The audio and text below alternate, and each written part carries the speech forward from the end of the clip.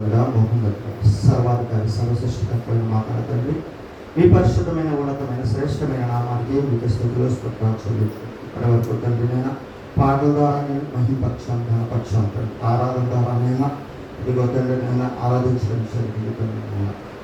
నేను విలువైన శ్రమ మేము అడుగుపెట్టి ఉన్నాను కాబట్టి తండ్రి నిలబడేది నేను నన్ను పూర్తిగా మరుగు చేసి ఏ సంగతులు అయితే చెప్పడానికి నేను ఇష్టపడి నిలబడుతున్నా వాటిని మరింత లోతుగా అర్థవంతంగా చెప్పడానికి నన్ను మరుగు చేసి మీ ఆత్మ సహాయంతో నాయన మీరు మాతో మాట్లాడండి. మా మనుషులను ఆయన మీ ఆత్మను కుమ్మరించిందండి. వినగల మనసు వినగల చెవి గ్రహించి మనసు మా అందరికీ దయచేయమని, ఇంట్లో రావాల్సిన బిడ్డలు ఉన్నప్పటికీ వారందరినీ యొక్క సన్నిధానం యొక్క సహవాసంలో నడిపించింది.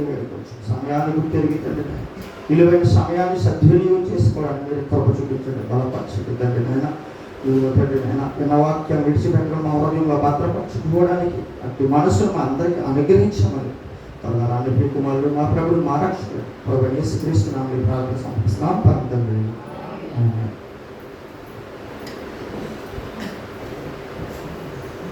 మనకి అవకాశం ఇచ్చినటువంటి దేవాది దేవునికి మన ప్రభువును రక్షకుడైనటువంటి యేసుక్రీస్తు నామములో ప్రత్యేకంగా మహిమ ఘనత మన తండ్రికి చెల్లును కాక. అలాగే పురోషుని అందరికీ ప్రభువు రక్షకుడైనటువంటి యేసుక్రీస్తు పరిశుద్ధ నామంలో శుభములు వందనములు చెల్లించుకుంటున్నాం. ప్రియమైనటువంటి దేవుని జనాంగమా, కొద్ది నిమిషాలు దేవుని యొక్క వాక్యాన్ని మనం ధ్యానించుకుని మనలో ఉన్నటువంటి లోపాలను సరిచేసుకుని మనలో గూడు కట్టుకున్నటువంటి చీకటి బ్రతుకులను వెలుగు వైపు నడిపించుకోవడానికి దేవుడు ఇచ్చినటువంటి అమూల్యమైన సమయాన్ని మనం సద్వినియోగం చేసుకోవాలని కూర్చుని ఉన్న మనమందరము కూడా మన మనస్సును ప్రభువుకి అప్పగించుకుని ఈ దినాన దేవుడు మనతో మాట్లాడుతూ మనకు నేర్పిస్తున్నటువంటి పాఠం ఏదైతే ఉందో దాన్ని మన హృదయాల్లో భద్రపరచుకోవాలని మీ అందరికీ కూడా ప్రభువు పేరట వేడుకుంటున్నాం. ప్రియమైనటువంటి దేవుని వల్లారా, ఒకసారి మనం బైబిల్ గ్రంథాన్ని తెరిచి పరిశుద్ధ గ్రంథాన్ని తెరిచి సామెతల గ్రంథము 30వ అధ్యాయము సామెతల గ్రంథము 30వ అధ్యాయము మొదటి వచనం చూసుకుని మనం ముందుకు వెళ్దాం. మొదటి వచ్చిన 30వ అధ్యాయం సామెతల గ్రంథము 30వ అధ్యాయం మొదటి దేవోక్తి అనగా యాకే కుమారుడైన ఆగూరు పలికిన మాటలు. ఆ మనుషులు ఇతరులకును ఒక్కారునకును చెప్పిన మాట. నిశ్చయముగా మనుషులలో నా వంటి పశుప్రాయుడు లేడు, నరులకున్న వివేచన నాకు లేదు. నేను జ్ఞానాభ్యాసము చేసుకున్న వాడను కాను, పరిశుద్ధ దేవుని గూర్చిన జ్ఞానము నేను పొందలేదు. ప్రియమైనటువంటి దేవుని జనులైనటువంటి మీ అందరికీ సహోదరి సహోదరులందరూ మనం ఆలోచించాల్సిన విషయం ఏంటంటే, సామెతల గ్రంథము 30వ అధ్యాయములో మనకి ఆగూరు అనే ఒక వ్యక్తి ఇక్కడ కనబడుతున్నాడు. ఆ వ్యక్తి తన యొక్క ఇద్దరు స్నేహితులతో కొన్ని మాటలు మాట్లాడుతున్నట్టుగా మనం ఇక్కడ చూస్తున్నాం. ఇంతకుముందు చెప్పాను శుక్రవారం ప్రార్థనలో. ఆ వ్యక్తి తన ఇద్దరు స్నేహితులని పిలిపించుకుని కొన్ని విషయాల గురించి మాట్లాడుతున్నాడు. ఇంతగా వ్యక్తి ఎవరంటే ఒక ప్రభుత్వపు అధికారిగా చరిత్ర మనకే సాక్ష్యం ఇస్తుంది. ఆగూరు అంటే ఎవరు? ఒక ప్రభుత్వపు ఆఫీసర్, గవర్నమెంట్ ఆఫీసర్గా అయ్యుండి, అంటే ఆయనకున్న అధికారం ఏంటంటే ఒక జిల్లా కలెక్టర్ ఏ స్థాయిలో ఉంటాడో అట్టి స్థాయిలో ఉన్నటువంటి వ్యక్తి తన స్నేహితులను పిలిపించి మాట్లాడుతున్నటువంటి మాటలు మనం ఒకసారి ఆలోచిస్తే ప్రియులారా, ఆయన మాట్లాడుతున్నటువంటి మాట చూడండి. ఏమన్నాడు? నిశ్చయముగా మనుషులలో నా వంటి పశుప్రాయుడు లేడు. ఎవరంటున్న మాట? ఒక కలెక్టర్, ఒక ఆఫీసర్ మాట్లాడుతున్నటువంటి మాట. ఏమని మాట్లాడుతున్నారు? నిశ్చయముగా నా వంటి పశుప్రాయుడు లేడు. ఎందుకు పశుప్రాయుడు అయిపోయాడు ఆయన అంటే, ఆయన కలెక్టర్ చదివాడు కాబట్టి. ఒకవేళ కలెక్టర్ అయితే కనుక ఆయనకి ఎంతో జ్ఞానం ఉంటుంది. దేశం పట్ల, ప్రపంచం పట్ల అనేకమైనటువంటి పుస్తకాలు ఉన్నటువంటి జ్ఞానం అంతా కూడా ఎవరికి ఉంటుంది? ఆ వ్యక్తికి ఉంటుంది, అధికారికి ఉంటుంది. అటువంటి వ్యక్తి అంటున్నాడు, మనుష్యులలో నా వంటి పశుప్రాయుడు లేడు. ఆ మాట ఎందుకు మాట్లాడుతున్నాడు? ఎవరితో చెబుతున్నాడంటే తన స్నేహితులతో చెబుతున్నటువంటి మాట. ఈరోజు కొంచెం మనం ఎదిగామనుకోండి, ఒకప్పుడు ఉన్న స్థాయి కన్నా కొంచెం మన స్థాయి పెరిగింది అనుకోండి, ఎవరైనా ఇద్దరు స్నేహితులు కనిపించారనుకో, ఏం చెప్తాం? ధర్మంగా మాట్లాడతాం. మనం ఇంత కాదు, అంత కాదు, ఇంతని మన గొప్పలు చెప్పుకుంటాం. ఏదో వెర్రమిగిపోతాం, నేను ఈ జిల్లాకే అధికారిని అంటాం. నాకు అంతా తెలుసు, నా చేతిలో ఈ జిల్లా మొత్తం వణికిపోతుందని గొప్పలు చెప్పుకుంటాం. అటువంటి స్థితి మనలో ఎవరికైనా ఉంటే, కానీ ఈ వ్యక్తి అంటున్నాడు స్నేహితుల మధ్య కూర్చుని పనికిరాని సోళ్ళు కబుర్లు చెప్పట్లేదు అని తను తాను పొగుడుకోవట్లేదు. నేను ఎంతటో నేను ఎంతట్లోనే చెప్పుకోవట్లేదు. ఆ స్నేహితులు వచ్చినప్పుడు ఆయన అంటున్నాడు, మనుష్యులలో నా వంటి పశుప్రాయుడు లేడు. ఆ మాట ఎందుకన్నాడు ఆయన మనం ఆలోచించగలిగితే కనుక ఇలా ఒక్కసారి చూడండి. నరులకున్న వివేచన నాకు లేదు. మనుషులకు ఉన్నటువంటి వివేచన అంటే కనీసము నేను పెద్ద అధికారిని కదా, అధికారినే కాదు, నార్మల్గా ఒక మనిషికున్న వివేచన కూడా నాకు లేదు. ఆయన బాధ ఏంటి? ఎందుకు ఆయన తను తాను తగ్గించుకుని పశువుతో పోల్చుకుంటున్నారంటే ఆయన అంటున్నాడు, పరిశుద్ధ దేవుని గూర్చినటువంటి వివేచన నాకు లేదు, జ్ఞానాభ్యాసం నాకు లేదు, పొందలేదంట. ఎన్నో పుస్తకాలు చదివాను, ఎంతో జ్ఞానాన్ని సంపాదించాను, ఒక అధికారిని అయ్యాను కానీ ఈ దేశానికి, ఈ రాష్ట్రానికి, జిల్లాకి అధికారిని అయ్యానే కానీ పరిశుద్ధ దేవుడు అనేవాడు ఒక్కడున్నాడు, ఆయన గురించిన జ్ఞానాభ్యాసం నేను పొందలేదు. ఏ గ్రంథం, ఏ పుస్తకము కానీ నాకు చదువుకున్న పుస్తకాలు నాకు నేర్పలేదు అంటున్నాడు. అందుకని ఏమనుకున్నాడు, నీ ఎంత జ్ఞానవంతుడైనా, నేను ఎంత అధికారిని అయినప్పటికీ కూడా మనుషుల్లో పశుప్రాయిని ఎందుకు అయ్యానంటే, ఒక ఆయన ఉన్నాడు, నన్ను పుట్టించిన ఆయన, ఒక దేవుడు ఉన్నాడు, ఒక తండ్రి ఉన్నాడు, ఆయన గురించినటువంటి జ్ఞానాభ్యాసము. ఆ దేవుడు ఎలాంటి దేవుడు అంట? పరిశుద్ధ దేవుని గురించినటువంటి జ్ఞానాభ్యాసము నాకు లేదు. ఆయన ఎలా ఉంటాడు, ఆయన లక్షణాలు, ఆయన గురించి ఆలోచిస్తుంటే నాకు ఏమాత్రం అంత చిక్కట్లేదు. ఈరోజు ఎంతమంది దేవుని గురించి ఆలోచించేవారు నాకు చెప్పండి. ఏదో ఉన్నాం, తిన్నాం, తాగాం, తిరిగాం, జాబ్ చేసి చదువుకున్నాం, జాబ్ చేసుకున్నాం, సంపాదించుకున్నాం, మనం ఈ లోకంలో సంబరాలు చేసుకుని అమ్మరాలు అంటే సుఖంగా తిరుగుతున్నాం అనుకుంటున్నామే కానీ, ధనాన్ని విచ్చలవిడిగా ఖర్చు పెట్టుకుని విర్రవీగుతున్నామే కానీ ఏ మాత్రమైన ఏ రోజైనా పరిశుద్ధ దేవుని గురించినటువంటి జ్ఞానం కావాలి మనకి. ఒకవేళ లేకపోతే ఏమన్నాడు ఇక్కడ? నిశ్చయముగా మనుషులలో పశుప్రాయుడిని నేనే, నా వంటి పశుప్రాయుడు ఎవరు కూడా లేడు అంటున్నారు. ఎవరితో చెప్పుకున్నమాట? గొప్పలు చెప్పుకోవట్లేదు, హెచ్చులు కావట్లేదు. తన ఏ స్నేహితుడైనా ముగ్గురు స్నేహితులు కూర్చుని ఎలా మాట్లాడుకుంటారండి?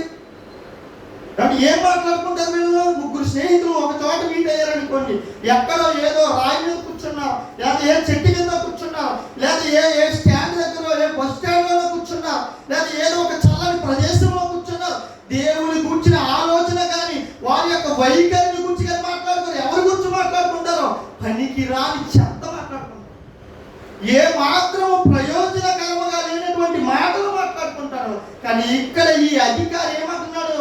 పరిశుద్ధ దేవుని గూర్చిన జ్ఞానాభ్యాసం నాకు లేదు కాబట్టి మనుష్యులలో నా వంటి పశుప్రాయుడు లేడు అంటే ఈరోజు మనుషులందరికీ ఎవరు తెలియాలి? పరిశుద్ధ దేవుడు అని ఆయన ఒకడు ఉన్నాడు. ఆయన ఎవరో మనం గ్రహించాలి, తెలుసుకోవాలి, జ్ఞానాన్ని పొందుకోవాలి, ఖచ్చితంగా పొందుకోవాలి. లేకపోతే పశుప్రాయులం అయిపోతాం అంటున్నారు. అలాంటి ఆయన మాట్లాడుతున్నటువంటి మాటలు మనం చూస్తే కనుక, కిందకి వెళ్ళి మనం ఆలోచించగలిగితే కనుక, చూడండి, నరులకున్న వివేచన నాకు లేదు, నేను జ్ఞానాభ్యాసము చేసుకున్న వాడిని కాను, పరిశుద్ధ దేవుని గురించిన జ్ఞానము నేను పొందలేదు, ఆకాశమునికి ఎక్కి మరలా దిగిన వాడు ఎవడు? ఆకాశానికి ఎక్కి మరలా ఎవడెళ్తాడండి? ఆకాశానికి మరలా ఎవడు దిగుతాడండి? ఆకాశం కిందకి ఆకాశమునికి ఎక్కి మరలా దిగిన వాడు ఎవడు?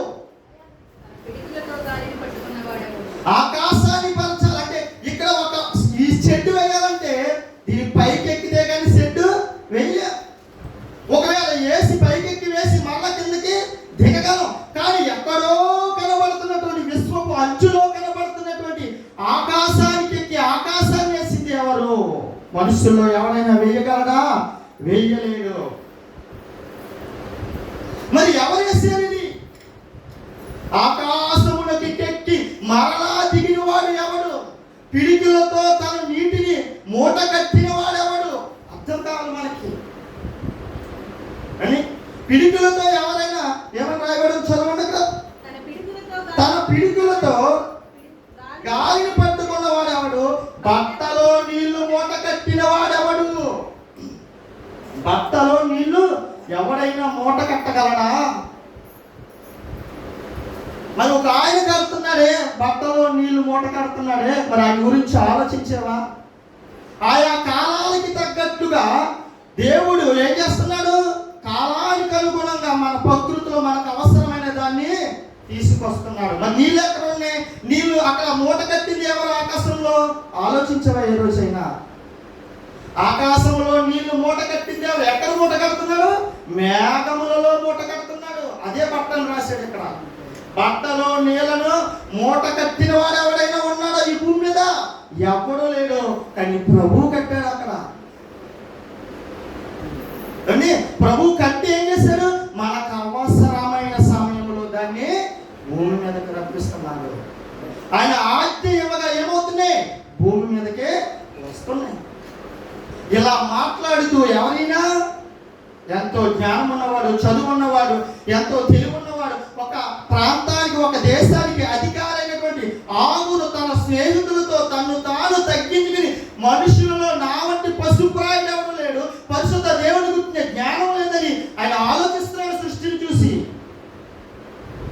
ఆలోచిస్తూ ఏం మాట్లాడుతున్నారో తెలిసింది. ఒక్కసారి వెళ్ళి చదవండి మీరు అందరూ కూడా. సామెతల గ్రంథం 35 చదివితే కనుక ఎన్నో జ్ఞాన విషయాలు నేర్పుతున్నాడు. ఎవరో పశుప్రాయుడని తను తాను తగ్గించుకున్న ఆయన నేర్పుతున్న మాటలు. కానీ ఏ మాత్రము జ్ఞానం లేకుండా 4 మాటలు నేర్చుకుని నాకన్నా గొప్పడు, నాకన్నా తోపు ఎవడో లేడనుకుంటున్న సమాజం. వారికి ఏముండదు? పరిశుద్ధ దేవుని గురించి జ్ఞానం ఉండదు. కానీ ఏయో 4 మాటలు నేర్చుకుని ఏయో తెలుగుగా మాట్లాడుతున్నాడానికి మనుషులు విమర్శించి హేళన చేసి నాకన్నా గొప్పవాడు లేడు అనుకుంటున్నాడు. కానీ ఈయన ఒక అధికారి అయ్యుండి, ఒక జాబుగా ప్రభుత్వ గవర్నమెంట్ జాబులో ఉండి ఈయన ఏమంటున్నాడో తను తాను తగ్గించుకుని సృష్టిని గురించి ఆలోచిస్తూ అనేకమైన సంగతులు ఎవరికి నేర్పుతున్నాడో? తన స్నేహితులకు నేర్పుతూ. ఏ రోజైనా ఏ 2-3 స్నేహితులు కలిసినప్పుడు దేవుని గురించిన జ్ఞానాభ్యాసం చేశారా ఎవరైనా? ఇప్పటి వరకు ఆలోచించారు. ఏ రోజు చెయ్యమ్మా? ఏం చేస్తాం జ్ఞానాభ్యాసం? పనికిరాని విషయాల గురించి జ్ఞానాభ్యాసం చేస్తాం. ఏం చేస్తాం? ఈ లోక సంబంధమైన భౌతిక సంబంధమైన వాటిని గురించే ఆలోచిస్తాం. కానీ పరిశుద్ధ దేవుని గురించిన ఆలోచన మనకే ఉండదు, అవసరం లేదు అనుకుంటున్నాం. అటువంటి వ్యక్తి మాట్లాడుతున్నటువంటి మాటలు నేను అధ్యాయం అంతా వివరించను, కానీ మనకి ఆయన ఈ రోజు నేర్పుతున్న పాఠం గురించి మాత్రమే మాట్లాడతాను. చూడండి 30వ అధ్యాయం 24 నుంచి చదువుదాం. భూమి మీద చిన్నవి 4 కలవు, అయినను అవి మిక్కిలి జ్ఞానము కలవు. భూమి మీద అంటే చిన్నవి 4 జీవులు ఉన్నాయంట. వాటికి ఏముందంట? మిక్కిలి జ్ఞానము కలవంట. అవి ఆ 4 ఏంటో చదువుకున్నాను. చూడండి ఏమంటున్నాడు? చీమలు బలము లేని జీవులు, అయినను అవి వ్యాసంలో తమ ఆహారమును సిద్ధపరచుకున్నావు. చీమలకి బలము లేని జీవులు, అయినా కానీ అవి మనకి పాఠం నేర్పుతున్నాయి. ఏం పాఠం నేర్పుతున్నాయి? గతంలో నేను మాట్లాడిస్తాను, దాని గురించి మాట్లాడు. తర్వాత కింద ఏమన్నాడు చూడండి. చిన్న కుందేలు బలము లేని జీవులు, అయినను అవి పేగు సందులలో నివాసములు కల్పించుకొని చిన్న చిన్న సందుల్లో శత్రువు వాటిని పట్టుకోకుండా అవి ఏం చేస్తున్నాయంట? నివాసాలు కల్పించుకుంటున్నాయంట. వాటికి ఏముంది? బలము లేని జీవులు, వాటికి ఏముంది? జ్ఞానం ఉంది. కింద చదవండి. మిడతలకు రాజు లేడు, అయినను అవన్నీ పంక్తులు తీరి సాగిపోవును. సరిపోద్దండి. 4 గురించి మాట్లాడాడు. మొదటిది చీమలు, రెండవది చిన్న కుందేలు, మూడవది మిడతలు. ఈ మిడతను చూపించి కానీ ఆ వ్యక్తి ఏదో మనకి నేర్పాలని ఆశపడుతున్నాడు తన స్నేహితులతో చెప్పి. దేవుడు మనకి ఏదో నేర్పాలని ఆశపడుతున్నాడు. ఏం చూపించి? పెద్ద పెద్ద విషయాల గురించి మాట్లాడట్లేదు. అక్కడ భూమి మీద చిన్న జీవులు ఉన్నాయి. నువ్వు కాలేసి నలిగితే చచ్చిపోయే చీమ ఉంది, ఆ చీమ దగ్గరికి వెళ్ళి పాఠం నేర్చుకోమని చెప్తున్నాడు దేవుడు. నువ్వు పట్టుకుంటే దొరికి చంపేగల చిన్న గుండెలు ఉంది, అది నీకు పాఠం నేర్పుతుంది. అక్కడికి వెళ్ళి ఎక్కడికో ఆలోచించక్కర్లేదు. దాని దగ్గరికి వెళ్ళి దాని జీవిత కాలాన్ని ఒక్కసారి ఆలోచించాను. మూడవది మిడతల గురించి మాట్లాడుతున్నారు. నాలుగవది బల్లుల గురించి మాట్లాడుతున్నారు. ఈ 4 జీవులు ఈ ప్రపంచానికి ఏం నేర్పుతుందో తెలుసా? బ్రతుకు జీవితంలో పాఠాలు నేర్పుతున్నాయి. సమాజం అర్థం చేసుకుంటే కనుక వారి బతుకులు ధన్యులవుతాయి. అర్థం చేసుకోకుండా మతం అనే ముసుగులో ఉంటే కనుక వారికి ఎప్పటికీ అర్థం కాదు. ఇది నిజం. దేవుడు ఈ సృష్టి గురించి మాట్లాడుతున్నాడు. దేవుడు అనంత విశ్వాన్ని చేసి అందులో ఉన్న ప్రతి జీవుని గురించి మాట్లాడుతున్నాడు. దేవుడు కాబట్టే మాట్లాడతాడు. ఆయన చేసిన వాటి మీద ఆయనకి అన్ని విషయాలు తెలుసు కాబట్టే ఆయన ప్రతి చిన్న జీవి గురించి కూడా మాట్లాడుతున్నాడు. ఆయన మాట్లాడుతూ అంటున్నాడు. ఇక్కడ చూడండి ఏమంటున్నాడు? మిడతలకు రాజు లేడు, ఆయనను అవన్నీ పంక్తులు తీరి సాగిపోవుడు. మిడతలకి ఎవరు లేరంట? రాజు లేడంట. మిడతలకి ఎవరు లేరు? రాజు లేడు. కానీ అవన్నీ ఎలా వస్తాయంట? ఎలా వస్తాయని రాశాడు ఇక్కడ? పంక్తులు తీరంటే గుంపులు గుంపులుగా సమూహముగా వస్తాయంటున్నాడు. చూడండి అక్కడ ఎవరు? మిడతలు. అవి ఏంటి? బలమున్న జీవులా? బలం లేదు. నువ్వు పట్టుకుని చంపితే చచ్చిపోయే అవకాశం ఉన్న జీవులు నీకు పాఠం నేర్పుతుంది. మిడతలకి రాజు లేడు, అయినను అవి ఏం చేస్తున్నాయంట? కలిసి కట్టుగా ఉంటున్నాయి. గుంపులు పంక్తులు తీరి వస్తున్నాయంటే అర్థం ఏంటి? కలిసి కట్టుగా ఉంటున్నాయి. కానీ భూమి మీద మనుషులకు రాజులు ఉన్నారా? న్యాయాధిపతులు ఉన్నారా? అధికారులు ఉన్నారా? కానీ మనుషులు ఎలా ఉంటున్నారు ఒకసారి ఆలోచించు. మిడతలకు రాజు లేడు కాబట్టి అవి ఎలా ఉన్నాయంట? జ్ఞానం కలిగి ఉన్నాయంట. అంటే మనకు రాజులు ఉన్నారు కాబట్టి, అధికారులు ఉన్నారు కాబట్టి మనకి ఏం లేదు? ఇప్పుడు జ్ఞానం లేదు. అందుకే జ్ఞానం లేదు. మనకు రాజులు ఉన్నారు, అధికారులు ఉన్నారు, మనం పాలించేవారు ఉన్నారు, మన వారి యొక్క దాస్యం కింద మనల్ని ఏం చేస్తున్నవాడు? బానిసత్వంలోకి నడిపించేవారు ఉన్నారు కాబట్టి మనకేం లేదు. ఆ బానిస బ్రతుకులోనే బ్రతుకుతున్నాం. ఎవరున్నారు కాబట్టి? రాజులు ఉన్నారు, అధికారులు ఉన్నారు, కాబట్టి మనం పాలించేటువంటి పెద్దలు ఉన్నారు. కాబట్టి మనం ఎలా బ్రతుకుతున్నాం? మిడతలకున్న జ్ఞానం లేకుండా, కానీ మిడతలకున్నటువంటి జ్ఞానం లేకుండా బ్రతుకుతున్నాం. అందుకే ఎవరున్నారు? మనకే రాజులు ఉన్నారు. ఆలోచించండి. పశువులకు రాజు ఉన్నాడా? ఉన్నారు. అధికారం ఉన్నాడా లేదా పశువులకి? మిడతలను ఏమన్నా మనం ఏమన్నా పాలిస్తామా? మిడతలు ఏమన్నా మనం వాటిని మేపేవారిగా ఉంటామా? లేము. కానీ పశువులకు రాజులు ఉన్నారా? అధికారులు ఉన్నారా? ఉన్నారు. పశువుల్ని మేపేవాడు ఉన్నాడా? ఉన్నాడు. పశువుల పైన యాజమాన్యం చేసేవాడు ఉన్నాడా? ఉన్నాడు. అంటే మనకి రాజులు ఉన్నారు, మనకే అధికారులు ఉన్నారు. అంటే మనమెవరం? కానీ పశువులకి ఏం లేదు? జ్ఞానం లేదు. అందుకే వాళ్ళకి ఎవరున్నారు? అధికారులు ఉన్నారు. ఎవరున్నారు? యజమాని ఉన్నారు. ఎవరున్నారు? యజమాని ఎలా చెబితే అలాగే నడవాలని. కానీ మనకే ఉన్నారంటే ఎవరున్నారు? మనకు రాజులు ఉన్నారు, అధికారులు ఉన్నారు, మన పాలించేవాడు ఉన్నారంటే మనం ఎవరు? జ్ఞానం లేనటువంటి పశుప్రాయులం, పశువులు అనుకోండి. అవునా కదా? దేవుని గురించిన జ్ఞానం లేకుండా, మిడతలకు ఉన్నటువంటి జ్ఞానం లేకుండా, మిడతల పంక్తులు తీరి కలుసుకట్టుగా ఉన్నాయన్న జ్ఞానం లేకుండా, వాటిని చూసి జ్ఞానం తెచ్చుకోకుండా ఏ మాత్రము కలిసి ఉండడానికి ఇష్టపడలేని మనుషులు అందరూ ఎవరో తెలుసా? పశువులు అని చెప్తున్నాడు ఇక్కడ. ఎందుకు పశువులు? ఒకవేళ నీకు జ్ఞానం ఉంటే కనుక నువ్వు ఎలా ఉంటావు? కలిసి ఉంటావు. ఈరోజు సమాజం చూడండి ఎలా విడిపోయిందో. ఎందుకు విడిపోయిందో చెప్తాను మీకు. సమాజంలో పరిస్థితులు చూడండి ఎలా ఎలా మారిపోయాయో చూడండి. గత వారంలోనే మాట్లాడాను మతం గురించి, కులం గురించి. మనిషి మతం మత్తులో ఉంటుంది. క్రైస్తవుడైనా సరే, ఏ ఇతర ఎవరైనా సరే మతం అనే ముసుగులో ఉంటే వాడు ఏమవుతున్నాడని చెప్పాను, ఉగ్రవాది అయిపోతాడు అన్నాను. అదే మతం మత్తులో ఉగ్రవాదులు ఏం చేస్తారు ఈరోజు భారతదేశంలో? కొంతమంది మనుషులను చంపేస్తారు. ఏ మత్తు? మతం మత్తు. అది ఎవరికి ఉండకూడదు? మనకు ఉండకూడదు. మిడతలకు మతం ఉందా? మిడతలకు కులం ఉందా? లేదు. నేను ఆలోచించండి. మిడతలకి మతం ఉందా? లేదు. మిడతలకి కులం ఉందా? లేదు. కానీ అవి ఎలా ఉన్నాయి? కలిసి కట్టుగా ఉన్నాయి. భూమి మీద మనుషులు ఎందుకు వేరైపోతున్నారంటే మనుషులు మతాన్ని సృష్టించుకున్నారు, అందుకే వేరైపోతారు. మనుషులు కులాన్ని సృష్టించుకున్నారు, అందుకే వేరుగా బ్రతుకుతున్నారు. మనుషులు ఎందుకు ఉగ్రవాదులుగా మారిపోతున్నారంటే మనుషులు దేవుణ్ణి మానేసి మతాన్ని ఆచరిస్తున్నారు కాబట్టి ఉగ్రవాదులు అయిపోయారు.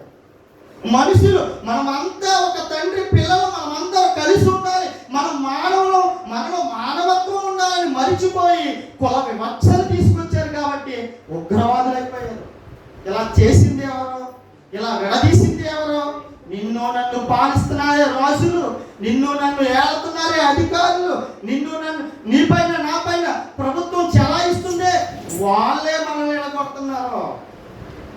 అందుకే వాళ్ళు ఉన్నారు కాబట్టి మనం ఎలా ఉన్నాం? ఏ మాత్రము జ్ఞానం లేకుండా వాళ్ళు ఏది చెబితే అది విని ఏమవుతున్నాం? మనుషులు ప్రేమించుకోవడం మానేసాం.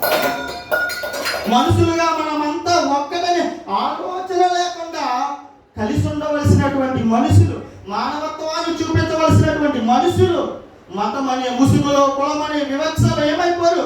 ఒకరినొకరు కొట్టుకుని నరుక్కుని ఎక్కడికి వెళ్ళిపోరని ఉగ్రవాదులుగా ఒకరినొకరు నరుక్కుని రక్తపాతాన్ని చిందించేవారుగా అయిపోరు. ఈరోజు ఏ దేశం అయితే, ఏ అధికారం అయితే ఉగ్రవాదాన్ని ముసుగొలుపుతున్నాడో, ఏ అధికారం అయితే మత విద్వేషాలు తీసుకొస్తున్నాడో, ఏ అధికారులు అయితే కుల వివక్షలు తీసుకొచ్చి మనుషులు విడదీస్తున్నాడో ఆ దేశం ఏమైపోతుంది తెలుసా? ఉగ్రవాదంగా మారిపోతుంది. అంటే కారణం ఎలా మారిపోతామంటే మనం ఏంటి కారణం? మిడతలకు ఉన్నటువంటి జ్ఞానము మనుషులకు లేదు. ఈరోజు సమాజం చూడండి, కులం పేరుతో, మతం పేరుతో, ప్రాంతీయత్వం పేరుతో అని ఇలా అనేక రకాలైనటువంటి పేర్లతో మనుషుల్ని ఏం చేశారు?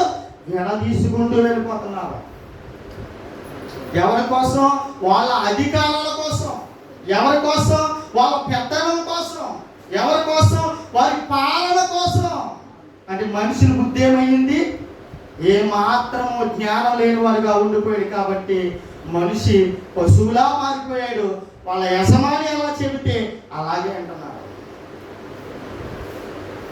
దేవుడు అంటున్నాడు, మిడతను చూసి నేర్చుకోండిరా మానవులారా, నేను సృష్టించినటువంటి మీరు, నాలో భాగాలైనటువంటి మీరు, కలిసికట్టుగా ఉండవలసినటువంటి మీరు మతం పేరుతో విడిపోయారు, కులం పేరుతో విడిపోయారు, ప్రాంతీయ తత్వం పేరుతో విడిపోయారు. ఒక్కసారి మిడతల దగ్గరికి వెళ్ళి చూడండి. వాటికి మతం ఉందా? వాటికి రాజు ఉన్నాడా? వాటికి అధికారం ఉన్నాడా? వాటిని పాలించే న్యాయాధిపతి ఉన్నాడా? లేకపోయినా అవి ఎలా ఉన్నాయంట? కలిసి కట్టుగా ఉన్నాయి. రాజు లేడు కాబట్టి అవి జ్ఞానం కలిగి బ్రతుకుతున్నాయి. మనకి రాజులు, ప్రభువులు ఎక్కువైపోయారు కాబట్టి అంతా వాళ్ళే చూసుకుంటారు. వాళ్ళు ఎలా నడిపిస్తే అలా మనం నడవాలనుకుంటున్నాం కాబట్టి ఏ మాత్రం జ్ఞానం లేకుండా అజ్ఞానులుగా మిగిలిపోతున్నాం.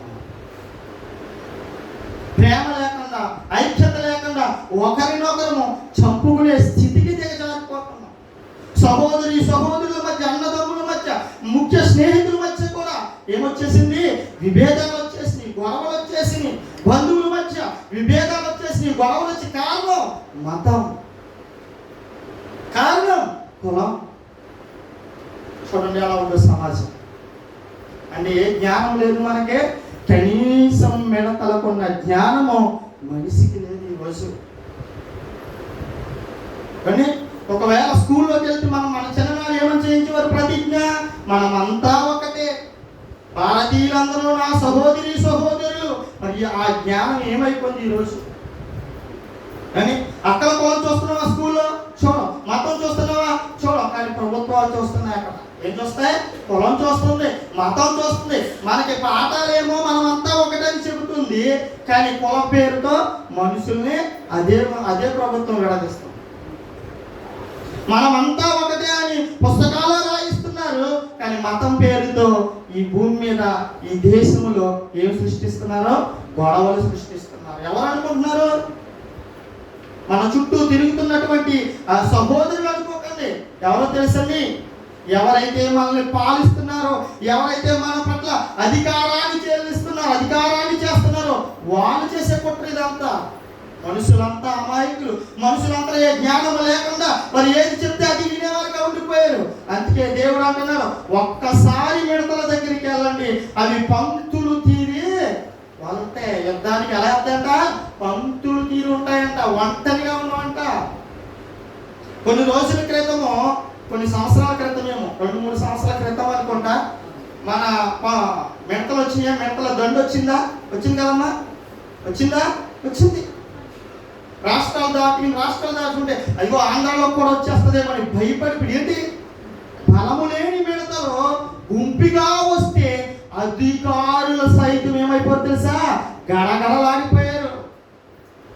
బలము లేని జీవులు గుంపుగా వచ్చేటప్పటికి అధికారులు సైతం ఏమైపోయారు? గడగడలాడిపోయారు. మిడత బలం లేనిదే, కానీ అవి గుంపుగా వస్తే, ఐక్యతను చాటితే ఎలా అయిపోతున్నారు? మనిషి, అధికారులు సైతము తల వంచవలసి వస్తుంది. మరి అలా కలిసి ఉండడానికి మనుషులకి ఏమైందంటే, మనుషులకి రాజులు ఉన్నారు కదా, మనుషులకి ప్రభువులు ఉన్నారు కదా, మీరు కలవాలనుకున్నా వాళ్ళు మిమ్మల్ని. కాబట్టి అజ్ఞానంగా బ్రతకూడదు, జ్ఞానం కలిగి బ్రతకాలి. కానీ జ్ఞానం కలిగి బ్రతకడం నేర్చుకోండి. ఎవరో మూర్ఖుల మాటలు వినడం మానేయండి. మనుషులంతా ఒక్కదనే ఆలోచన కలిగి ఉండండి. ఎవరిని చూపించి నేర్పుతున్నాడు దేవుడు అంటే, ఇదిగో మిడతలను చూపించి పాఠం నేర్పుతున్నాడు. ఎగ్జాంపుల్ చూపిస్తాను చూడండి. మన మధ్య జరిగిందే మాత్రమే కాదు, ఎప్పుడో దేవుడు ఇశ్రాయేలు ప్రజల మధ్య ఇదే మిడతలు చూపించి ఏం చేస్తాడో చూపిస్తాను చూడండి. నిర్గమకాండము 10వ అధ్యాయము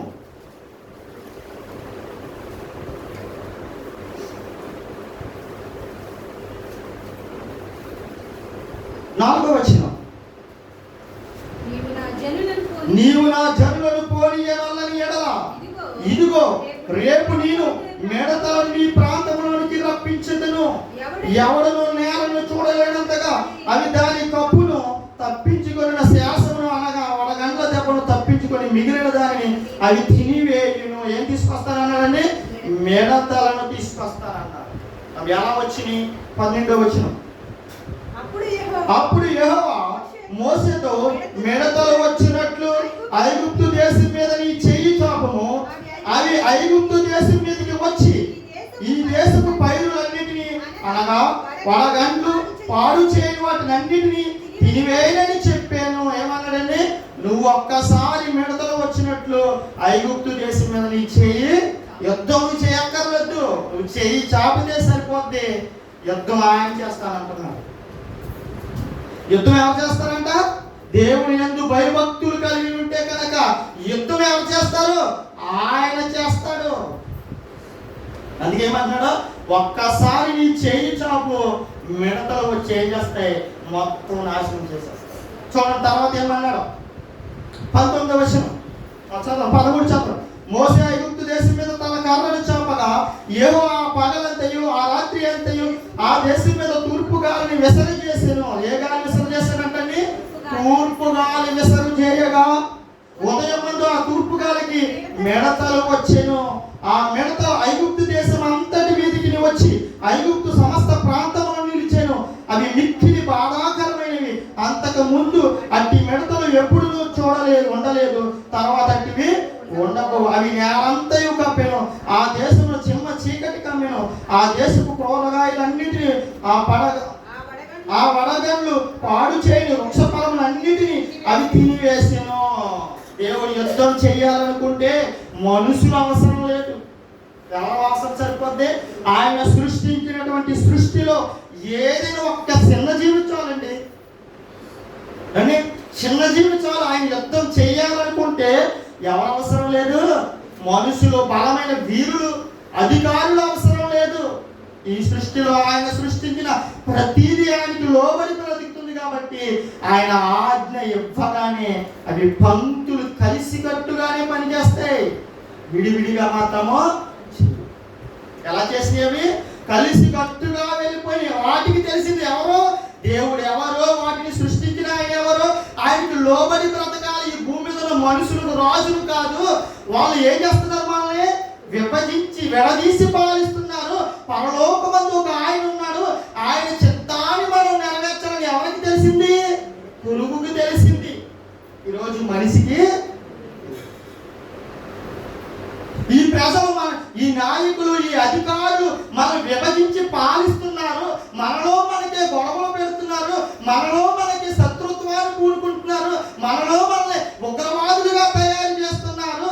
అయ్యో, మనం అలా ఉండకూడదు. పరలోకమందు ఒక ఆయన ఉన్నాడే, ఆయన మాటకు లోబడాలన్న జ్ఞానము ఎవరికి లేదు?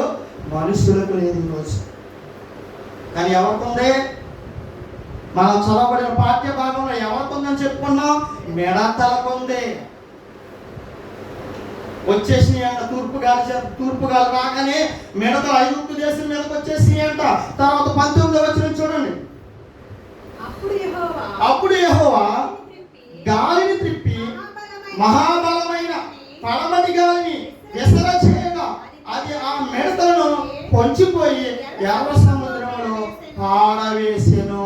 ఐగుప్తు సమస్త ప్రాంతంలో ఒక్క మిడతైనను నిలవలేదు. అయినను యెహోవా ఫరో హృదయమును కఠినపరచెను, అతడు ఇశ్రాయేలు ప్రజల్ని చూడండి. ఇక్కడ మనకు 2 సందర్భాలు కనపడుతుంది. దేవుడు ఆజ్ఞ ఇవ్వగా మోసే ప్రార్థన చేయగా చేయి చాపిన వెంటనే వచ్చింది మిడతల దండు వచ్చేసింది సైన్య సమూహంగా. మరలా ఆయన ప్రార్థన చేయి చాపిన ఏమైపోయింది? మరలా సముద్రంలోనికి. వాటికి మిడతలకి ఏమైనా భాష వచ్చా? లాంగ్వేజ్ వచ్చా? ఏ లాంగ్వేజ్ అయినా దానికి వచ్చా? మనం తెలుగులో కాబట్టి తెలుగు మాట్లాడుకుంటాం. బాగా చదువులో ఇంగ్లీష్ వస్తే ఇంగ్లీష్ మాట్లాడుకుంటారు, లేదా హిందీ నేర్చుకుంటే హిందీ మాట్లాడతారు. దానికి భాష వచ్చా మిడతకి? మరి మోసే చెప్పాడా? మోసే చెప్తే అది వింటారా? లేదా మోసే ఏమన్నా దాని మీద న్యాయాధిపతిగా ఉంటున్నాడా? లేడు. కుక్క ఉందనుకోండి, మన దగ్గర పెరుగుతుంది కాబట్టి మనం చెప్పే శైలిని బట్టో, మన మాటలు బట్టో, మనం చూపించే ప్రేమను బట్టో మనకు లోపడుతుంది. అవునా కదా? అలాగే ఈ సృష్టిలో ప్రతి జంతువుని మనం కనుక చేర్చుకుని దాన్ని ప్రేమ చూపించామనుకో అది మన మాట వింటుంది. కానీ మెట్టలు ఎవరైనా చేర్చుకుంటారా? కానీ మరి అవి ఎందుకు మాట్లాడుతున్నాయి? ఎలా మాట్లాడుతున్నాయి? వాటికి సిగ్నల్ ఏంటి? అప్పుడే రావాలన్న సిగ్నల్ ఏంటి? వెళ్ళిపోవాలన్న సిగ్నల్ ఏంటి? ఎవరిచ్చారా సిగ్నల్? ఈ భూమి మీద రాజులు ఎవరైనా ఇచ్చారా? ఈ భూమి మీద అధికారులు ఎవరైనా ఇచ్చారా? అవి గుంపుగా రావాలని ఎవరైనా చెప్పారా? మళ్ళా గుంపుగానే వెళ్ళిపోవాలని ఎవరైనా చెప్పారా? ఎలా వచ్చినాయి? ఎలా జరుగుతుంది? అది జ్ఞానం ఉందో లేదో ఒక్కసారి ఆలోచిస్తే అదే సందర్భాల్లో మనకి 2 సందర్భాలు కనబడుతున్నాయి. ఏ గాలి చేత ఐగుప్తు దేశం మీదకి వచ్చినాయంట? తూర్పు గాలి వచ్చింది కాబట్టి ఇప్పుడు దేవుడు తూర్పు గాలి రప్పించాడు అనుకోండి, సముద్రంలో ఏం రావాలి? ఇప్పుడు తూర్పు గాలికి ఏమొచ్చేయాలి? తూర్పు గాలి వచ్చిందంటే దేవుడు మనకి ఏమి ఇచ్చాడు? పర్మిషన్ ఇచ్చాడు. కాబట్టి ఆ తూర్పు గాలి ఎటు వేస్తే నేను అటు వెళ్ళాలన్న జ్ఞానం దానికి ఉంది. దేనికి? మిడతలకు ఉన్నాయి. ఎలా వెళ్ళాలి? ఒంటరిగా కాదు, కలిసి కట్టుగా, గుంపులుగా, పంక్తులుగా వెళ్ళాలన్న జ్ఞానము మిడతలకు ఉంది. కాబట్టి తూర్పు గాలి దాని సిగ్నల్ ఏంటి? తూర్పు గాలి వీస్తుందంటే మిడతలారా మీరు వెళ్ళండి అని ఆజ్ఞ ఇచ్చినట్టు అన్నమాట. దానికి ఆ జ్ఞానం ఎవరిచ్చారు? అసలు మిడతలకి జ్ఞానం ఇచ్చిన ఆయన మనకి ఎవరంటారు? అసలు ఇచ్చాడు. ఎలాంటి జ్ఞానం ఇచ్చాడు? కానీ భూ జంతువుల కంటే ఎక్కువ బుద్ధిని నేర్పుతూ, ఆకాశ పక్షుల కంటే ఎక్కువ జ్ఞానాన్ని నేర్పాడు ఆయన. కానీ మనము పురుగులకున్న జ్ఞానం కూడా లేనటువంటి వారిగా మారిపోయాం. ఎందుకు మారిపోయాం? దైవత్వాన్ని కోల్పోయాం, మానవత్వాన్ని కోల్పోయాం. అందుకే ఏమైపోయాం? పురుగు కన్నా హీనులుగా మారిపోయాం. సమానత్వాన్ని కోల్పోయాం. అందుకే ఏమైపోయాం? పురుగు కన్నా జ్ఞానం లేనటువంటి వారిగా మారిపోయాం. మిడతకి తెలిసిందంట, తూర్పు గాలి వస్తే నాకు పని పడింది, నేను ఖచ్చితంగా ఆ ప్రాంతం మీదకే వెళ్ళాలి. మరలా పడమటి గాలి వచ్చిందంట, అయితే నేను నాకు సెలవు ఇచ్చాడు కాబట్టి నేను వెళ్ళిపోవాలి. ఎవరో చెప్పలేదు, రూట్ మ్యాప్ ఏం గీయలేదు దానికి. నువ్వు ఈ మార్గం గుండా రావాలి, ఈ మార్గం గుండా వెళ్ళాలని ఏ అధికారి దానికి సూచించలేదు. తూర్పు గాలి వచ్చింది, సిగ్నల్ అంతే వెళ్ళిపోయింది. దండు కింద వచ్చింది, నాశనం చేసేసింది. మరలా పడమటి గాలి వచ్చింది, మరలా దండు కింద వెళ్ళిపోయింది. కొంతమంది ఇక్కడే ఉంటాం, తినడానికి ఆహారం ఉంది కదా అని ఉండిపోలే. కలిసి గట్టిగా వచ్చాం, కలిసి గట్టిగానే వెళ్ళిపోవాలి. ఈ భూమి మీద కూడా మనుషులు ఎలా వచ్చారు? దేవుని గర్భంలో నుండి ఈ భూమి మీదకి వచ్చినటువంటి మనుషులు, ఒక్క తల్లి బిడ్డలుగా ఉన్నటువంటి మనుషులు, ఒక తండ్రి పిల్లలుగా ఉన్నటువంటి మనుషులు, ఈ అధికారుల వలన, దేశ ద్రోహుల వలన ఎలా మారిపోయారండి? విభజించబడ్డారు. ఎలా మారిపోయారు? విభజించబడ్డారు. ఉగ్రవాదులు అయిపోయారు, దొంగలు అయిపోయారు, దోచుకుని వారు అయిపోయారు. కారణం ఈ ప్రభుత్వాలే, కారణం మనం పాలించే అధికారులే. 10 సంవత్సరముల క్రితం ఉన్నటువంటి ఐక్యత ఈరోజు మనుషుల్లో ఉందా? 20 సంవత్సరాల క్రితం ఉన్నటువంటి ఐక్యత ఈరోజు ప్రజల మధ్య ఉందా? 30 సంవత్సరాల క్రితం ఉన్నటువంటి ఆప్యాయత, అనురాగాలు, ప్రేమలు ఏమైపోయి చల్లారిపోతున్నాయి. ఎవరిని బట్టి? చెడిపోతున్న సమాజాన్ని బట్టి. సమాజం ఎందుకు చెడిపోతుంది? పనికి రాని వాటన్నిటిని సమాజం మధ్యలోనికి తీసుకొస్తున్నారు కాబట్టి. ప్రేమ ఎందుకు చచ్చిపోయింది? దైవత్వపు యొక్క లక్షణాలు తెలియక, జ్ఞానము తెలియక, మనమంతా ఒక తండ్రి పిల్లలమని జ్ఞానం లేకుండా కులం పేరుతో మనుషులు విభజించడం వల్ల, మతం పేరుతో మనుషులు విడగొట్టడం వల్ల మనుషులు ఏం చచ్చిపోయింది? ప్రేమ చచ్చిపోయింది, ఐక్యత కోల్పోయింది సమాజం. నేను మాట్లాడిన మాటలు ఎక్కడైనా మతం ఉందా? ఇది చెప్పండి. కానీ నేను మాట్లాడిన మాటల్లో ఏ మతం గురించి అయినా మాట్లాడేనా? మరి ఏ కులమైనా గొప్పదని చెప్పానా? మరి ఏంటండి ప్రసంగం నేను ఒకరు అంటున్నాను, నువ్వేంటి మతాల మధ్య గొడవడుతున్నావు అంటున్నాను. ఏ రోజైనా మైకి పట్టికి నా మతం గొప్పదని చెప్పాను నేను? కొన్ని పలానా మతం చెడ్డదని చెప్పానా? కొన్ని నేను అంటే మనుషుల్లో ఏం లేదు తెలుసా? కనీసం మిడతకున్న జ్ఞానం లేదు. అందుకే ఏం చేయలేకపోతున్నాడో? ఆలోచించలేకపోతున్నాడు. మనుషులంతా ఒక్కడని చెప్పడం తప్ప, మానవులంతా ఒక తండ్రి పిల్లలని చెప్పడం తప్ప. అంటే ఈ మాత్రం కూడా ఆలోచించినోడికి దేవుడు ఏం అర్థం అవుతాడండి? అసలు ఆలోచించాలి. నేను చదువుకున్న చిన్ననాడు మహాత్మా గాంధీ గారి గురించి చెప్పేవారు. ఆయన శాంతి ర్యాలీ చేశారు. ఆయన ఒక పేరు పెట్టారు, మహాత్మా ఏంటని? జాతిపిత. అవునా కదా? జాతిపిత అని పెట్టారు. ఎందుకు పెట్టారు తెలుసా? ఏ హింస లేకుండా భారతదేశానికి స్వతంత్రం తీసుకురావడానికి ప్రధానమైన పాత్రధారిగా ఉన్నాడు ఆయన. ఈరోజు అటువంటి నాయకుడి గురించి చెప్పట్లే. ఎవరి గురించి చెప్తున్నట్టున్న సమాజం? నరికిలోని, చంపులోని, మా దేశంలో ప్రజలు ఇదిగో పలానా ఎంతమందిని చంపాడు కాబట్టి మేము కూడా వాడిని వాళ్ళ. ఇది కాదా ఉగ్రవాదం? ఇది కాదా మనుషుల మధ్య దూరాన్ని తీసుకురావడం? ఇది కాదా ఐక్యతగా ఉండవలసినటువంటి దేవుడి పిల్లలు? ప్రజలు ఏమైపోయారు? విడిపోయారు. చూడండి ఏమైపోయారు.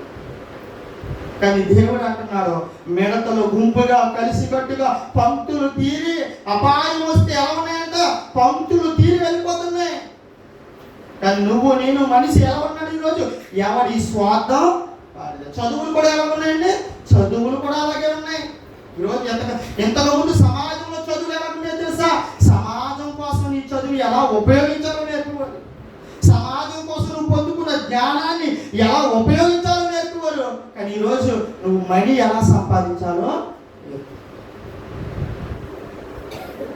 సరే నువ్వు సంపాదన ఎలా సంపాదించుకోవాలని నేర్పుతున్నాడు. కానీ సమాజంలో నీ పాత్ర ఏంటి? నీ చదువు ఈ సమాజానికి ఎంతగా ఉపయోగపడాలి. ఏ ఉపాధ్యాయుడు నేర్పుతలేదు, ఏ తల్లిదండ్రులు నేర్పుతలేదు, కానీ దేవుడు వదలదు కదా, దేవుడు నేర్పుతాడు. అందుకే అంటున్నాడు ఆయన, ఏమన్నాడు తెలుసా? పరిశుద్ధ దేవుడి గురించిన జ్ఞానం ఎన్నో పుస్తకాలు చదివాను, కానీ ఎక్కడ నాకు దొరకలేదు అంటున్నాడు. నాకు ఎక్కడ దొరకలేదు. ఎక్కడ దొరికింది? ఆయన దగ్గర మాత్రమే దొరుకుతుంది పరిశుద్ధ దేవుని గురించిన జ్ఞానం. ఇలాంటి జ్ఞానాన్ని పొందుకోవలసిన మనుషులు, ఇలా కలిసికట్టుగా ఉండవలసినటువంటి మనుషులు అనేక కారణాలతో ఏమైపోయారు? విడిపోయారు. అలా విడిపోకండి, మీరు కలిసి ఉండండి. ఏ మాత్రము బలము లేనివి, ఏ మాత్రము బలహీనమైనటువంటి మిడతలు ఎంతో జ్ఞానం కలిగి ఉన్నాయి. కలిసికట్టుగా బలవంతులుగా ఉన్నటువంటి మనుషులు, జ్ఞానం కలిగినటువంటి మనుషులు పశువుల వలె అజ్ఞానులుగా మారిపోయారు. కారణం మనల్ని పాలిస్తున్నటువంటి రాజు. ఒక రాజులో మనకి ఎంతమంది రాజులు ఉంటారో తెలుసండి? పుట్టిన తర్వాత అమ్మా నాన్న మనకి రాజులే, మనకు గైడెన్స్ చేస్తారు కదా, నువ్వు ఎలా ఉండాలి, నువ్వు అలా ఉండాలి. అమ్మా నాన్న, ఇంకా నానమ్మ తాతయ్య, ఇంకా అటు వెళ్తే అమ్మమ్మ తాతయ్య, ఇంకా పెద్దమ్మ పెద్దనాన్న, ఇంకా ఎంతో మంది ఉన్నారు మనకి. ఏ వయసు వచ్చే వరకు? మినిమం 5 సంవత్సరాలు వచ్చే వరకు కూడా మీకు చెబుతూనే ఉంటాము. తర్వాత స్కూల్లోకి వెళ్తాం. స్కూల్లోకి వెళ్ళిన తర్వాత ఉపాధ్యాయులు ఎంతో జ్ఞానం నేర్పుతారు, అయినా జ్ఞానం అయిపోద్దు. స్కూల్లోకి వెళ్ళిన తర్వాత సమాజంలోకి వస్తాం. స్కూల్ అయిపోతుంది, ఎడ్యుకేషన్ అయిపోతుంది, సమాజంలోకి వెళ్తాం. ఎవరో ఒక అధికారి ఉంటారు, మళ్ళా వాడు కూడా వాడు స్వభావమే చూసుకుంటాడు తప్ప నేను సరైన మార్గంలో. ఇలాంటి రోజులు ఉన్నటువంటి స్థితిలోనికి వెళ్ళే కన్నా పరలోకమందు ఉన్నాడు ఒక ఆయన, పరలోకంలో ఒక దేవుడు ఉన్నాడు. ఆ దేవుడు ఎవరు? ఆయన మాటకి నేను లోబడాలని మనుషులందరూ కూడా అనుకుంటే కనుక మనుషులందరూ ఎలా ఉంటారో? కలిసికట్టుగా ఉంటారు. అందుకే అంటున్నాడు ఎఫెసీయులకు రాసిన పత్రిక 4వ అధ్యాయము, ఎఫెసీయులకు రాసిన పత్రిక 4వ అధ్యాయము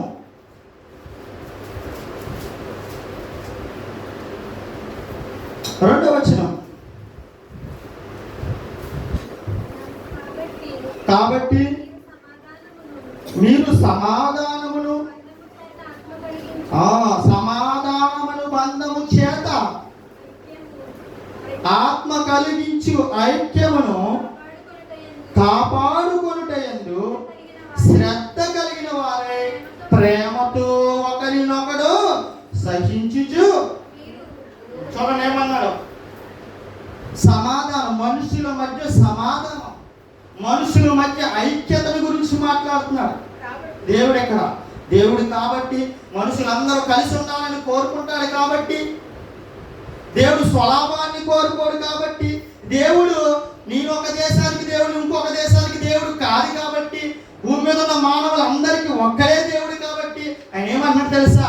మనుషులందరూ ఐక్యతగా ఉండాలని కోరుకుంటున్నారు. ఐక్యతగా లేరని చెప్పి ఏం చేశాడో తెలుసా? మరలా మనందరినీ ఐక్యతలోనికి నడిపించడానికి ఏం చేశాడో తెలుసా? మరలా చూడండి ఏమంటున్నాడు, చదువుతాను చూడండి. కాబట్టి మీరు సమాధానమును బంధము చేత పరిశుద్ధాత్మ కలిగించు ఐక్యమును కాపాడుకొనుటయందు. పరిశుద్ధాత్మ ఏం చేస్తుందంటే మిమ్మల్ని అందరినీ కూడా ఏం చేస్తుంది? పరిశుద్ధాత్మ ఐక్యతను అని ఆత్మ కలిగించు ఐక్యమును కాపాడుకొనుటయందు శ్రద్ధ కలిగిన వారే. శ్రద్ధ కలిగి ఉండండి కలిసి ఉండడానికి. ఈరోజు మనుషులు ఏం లేదు, శ్రద్ధ లేదు కలిసి ఉండడానికి, విడిపోవడానికే. ఈరోజు ఎన్ని కుటుంబాలు, ఎన్ని ఉమ్మడి కుటుంబాలు ఉన్నాయి ఆలోచించారా? ఎన్ని కుటుంబాలు ఉమ్మడి కుటుంబాలు ఉన్నాయి ఆలోచించండి. అంటే ఏం లేదు, సమాధానం లేదు ఒకరి మధ్య ఒకరికి, ఏం లేదు, ప్రేమ లేదు. అందుకేమన్నాడు? ప్రేమ ఉంటే ఏం చేయాలన్నాడు? సహించుచు, ఒకరినొకడు సహించుచు. నీ సహోదరుని ఎడల ఏదైనా తప్పు చేసినప్పుడు ఏం చేయాలి? సహించాలి. ఒకవేళ సహించలేదానికి ఏమైపోతాం? విడిపోతాం. అదే సహించే మనకి ఏమవుతాం? కలిసికట్టుగా ఉంటాం. అదే చెప్తున్నాడు ఇక్కడ. చూడండి ఏమంటున్నాడు? ఐక్యమును కాపాడుకుంటేందు శ్రద్ధ కలిగిన వారే ప్రేమతో ఒకరినొకడు సహించుచు మీరు పిలువబడిన పిలుపునకు తగినట్లుగా దీర్ఘశాంతముతో కూడిన సంపూర్ణ వినయముతోనూ. వినయం ఎవరు నేర్పుతున్నాడు ఈరోజు? వినయం ఏ స్కూల్లో నేర్పుతున్నారు? వినయం ఏ రాజకీయ నాయకుడు నేర్పుతున్నాడు? వినయం ఏం నేర్పుతున్నాడు నీకు? పార్టీల మధ్య భేదాలు నేర్పుతాడు, మనుషుల మధ్య భేదాలు నేర్పుతాడు, కుల వివక్షలు తీసుకొస్తాడు. కాదంటారు ఎవరైనా రమ్మని చెప్తారు. అధికారులు రాజులు మన మీద పాలించే అధికారి ఎవరైనా సరే ఏమంటున్నాడు తెలుసా? మనుషులను విడదీసి పాలిస్తున్నాడు. ఏమంటున్నాడు? ఒకరినొకరు సహించుకోండి. కాబట్టి ఏముండాలి? సహించాలంటే వినయం ఉండాలి. సంపూర్ణ వినయం, సంపూర్ణ వినయముతోను తగ్గింపుతోను సాత్వికం. నిన్ను నువ్వేం చేసుకోవాలి? తగ్గించుకోవాలి. సాత్వికముతోను నడుచుకోవాలని ప్రభువుని బట్టి ఖైదీలైన నేను మిమ్మల్ని బతిమాలుకొనుచున్నాను, బతిమాలుతున్నాను. కలిసి ఉండండి, కలిసి ఉండండి, కలిసి ఉండండి అని దేవుడు ఏం చేస్తాడు? తన భక్తుల ద్వారా బతిమాలుకుంటున్నాడంట. ఏ దేవుడు చెప్పాడు నీకు ఇలాగా? ఏ రాజకీయ నాయకుడు చెప్పాడు ఎలా కలిసి ఉండమని? చెప్పడం. ఏ అధికారి చెప్పాడు నిన్ను పాలించే అధికారి చెప్పాడు కలిసి ఉండని? చెప్పడం. ఎవ్వరు చెప్పరు. ఏ రాజు చెప్పడం కలిసి ఉండమని. కానీ దేవుడు అంటున్నాడు, మీరంతా నా పిల్లలు, మీరంతా కలిసి ఉండండి. ఈ లోపు మనకి ఏయో ఆలోచనలు, రకరకాల ఉద్దేశాలు. ఈరోజు సంఘాలుగా క్రైస్తవ సమాజంలో కూడా ఎలా ఉంది? క్రైస్తవ సమాజం కలిసి ఉందా? కలిసి లేదు. ఏం కోరుకుంటుంది? ఈ లోకం ఏదైతే కోరుకుంటుందో అధికారాన్ని, అదే అధికారాన్ని కోరుకుని క్రైస్తవ సమాజం కూడా ఏమైపోయింది? విడిపోయింది, కలిసి ఉండట్లేదు. అంటే సమాజం ఏమైపోయింది?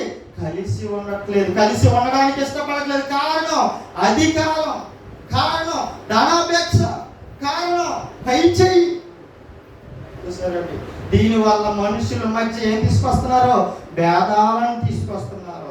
ఇలా ఉన్న మనుషులందరినీ ఒక్కటి చేయడానికి, ఒక త్రాటి మీద నడిపించడానికి దేవుడు ఏం చేశాడు తెలుసా? ఎవరైతే ఇలా విడిపోయారో, సాటలుగా విడిపోయారో, ఎవరైతే ఇలా అనేక రకమైన వర్గాలుగా విడిపోయారో వారందరినీ ఒకే చోట తీసుకురావడానికి దేవుడు తన కుమారుడైన క్రీస్తును పంపించి, ఎఫెసీయులకు రాసిన పత్రిక 2:14 చదువుకుందాం. ఎఫెసీయులకు రాసిన పత్రిక 2:14 చూడండి. ఆయన మన సమాధానమై ఉండి మీకును మాకును ఉండిన ద్వేషమును, అనగా విధి రూపకమైన ఆజ్ఞలు గల ధర్మశాస్త్రమును తన శరీరమందు కొట్టివేయడం చేత మధ్య గోడను పడగొట్టి. ఇక్కడ మతం లేదు, ఇక్కడ కులం లేదు. ఎవరైతే కుల వివక్షలో ఉన్నాడో వారికి ఏముంది? మధ్య గోడ ఉంది. ఎవరైతే మతం మత్తులో ఉన్నాడో వారికి ఏముంది? మధ్య గోడ ఉంది. దేవుడికి మనిషికి మధ్య ఒక గోడ అలుముకుంది. దాన్ని తీసివేయడానికి యేసుక్రీస్తు ప్రభు ఈ లోకానికి వచ్చి ఏం చేస్తాడు? ఆయన చూడండి ఏమంటాడో చూడండి.